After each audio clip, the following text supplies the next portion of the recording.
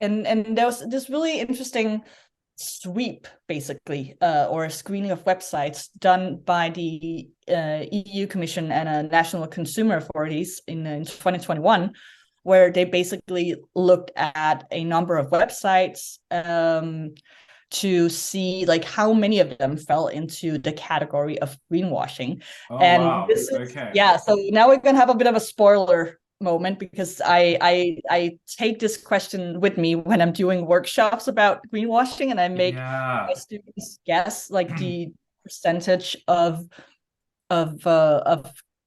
cases where they actually found greenwashing. Mm. Oh my Um, goodness.